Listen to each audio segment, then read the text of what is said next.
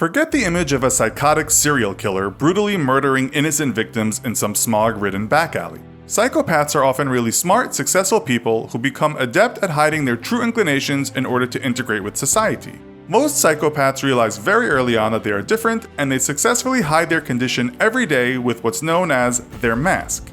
They may find themselves completely unaffected by the loss of a relative or unmoved by the death of a family pet.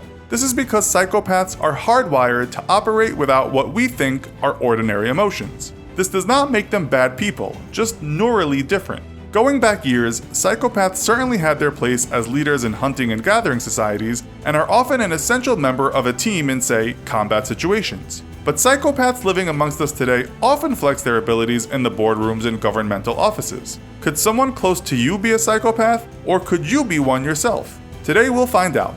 In this episode of the Infographics Show, 10 signs that you may be a psychopath. Number 1. Zero empathy. Do you find it impossible to value yourself with a similar worth to others? Do you see the world as having one rule for you and another rule for others? If so, there is a chance you might be a psychopath. Probably the one most defining factor in the makeup of a psychopath is the complete absence of empathy. Hitler felt no empathy for the millions dying around him, as quite simply, he was a psychopath with zero capacity for empathy or any thought or feelings for another person's suffering. Number 2. Superficial charm. Psychopaths can turn the charm on when they feel like it and can be incredibly charismatic. But approach with care, as this is all just an act developed through years and years of practice. A psychopath from the criminal world can talk about their crimes with a cold, distant charm. Ever see those old prison interviews with Ted Bundy? Chilling stuff. Number 3. Narcissism overload. Psychopaths see no harm in a little self-love now and again. Their sense of self-importance is often gushing out in total free flow. So if your ego is the size of Texas and you can't stop hyping yourself up, you may well be suffering from a disorder in the psychopathology spectrum. Number 4. Constant and compulsive lying.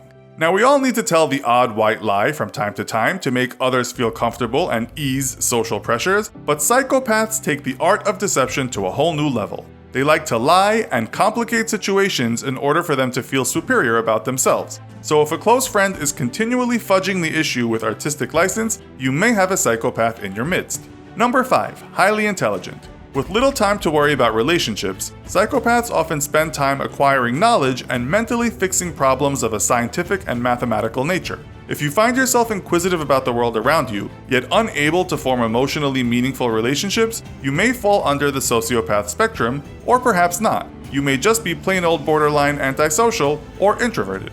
Number 6. No regrets. Psychopaths are seriously lacking in remorse, so if you find yourself baffled as to why you don't feel a twinge of guilt or shame for, say, accidentally killing the family dog, you may well be suffering from the condition. The no regret thing is a big red flag and is similar to the no empathy deal. Most of us should naturally feel regret and empathy, whether it has been taught to us or not. Number 7. Violence. Although not all psychopaths are violent, and some do function highly in the boardroom and the political chambers of power without ever raising a hand to their subordinates, there is still an inclination for violence with most clinically diagnosed psychopaths. Most psychopaths let their mask slip from time to time, and when that happens, watch out. Number 8. Reckless behavior. Normally, psychopaths are typical for their ability to appear calm under stress. This is what traditionally made them good hunters and leaders of war. However, they may have a secret reckless passion, such as randomly stealing from shops or attacking random strangers. They often drive cars in such a fashion that they can put themselves and others in danger. Number 9. OCD. Obsessive behavior is also common amongst these people. They often obsess over others and use tactics such as stalking, cyberbullying, and generally creating drama. They might send somebody multiple emails or messages even though the recipient has made their disinterest clear. They may continue to do this for months until they find a new target. They may become transfixed by certain objects that they feel they just must have. Of course, not everybody who suffers from obsessive-compulsive disorder is a psychopath, but most psychopaths are obsessing over something, whether it is a new car, the new woman from accounting by the water cooler, or a new promotion. These are, after all, goal-oriented people. Number 10. The P factor. This is what we'll call that unnerving, uncomfortable feeling you get whenever you share your space with a psychopath. For some reason, the gut usually knows more than the head or the heart about another person. So if you are with somebody who just kind of gives you the creeps, they may well be suffering from a disorder in the psychopathology spectrum. There are actually some tests online that you can take, and most of these are designed around the Bob Hare model. But if you are worried that you are a psychopath, don't worry too much. In fact, if you are a psychopath, you can't worry too much, as psychopaths are pretty much incapable of worrying, as worrying means that you have empathy, and as we learned earlier, psychopaths have little, if any, empathy. However, some of us may take the test and come up positive. What should you do if you find out you are a psychopath? Seek the assistance of a trusted mental health professional. So, do you know any psychopaths? Let us know in the comments. Also, be sure to check out our other video called Why Do We Have Pubic Hair? Thanks for watching, and as always, don't forget to like, share, and subscribe. See you next time!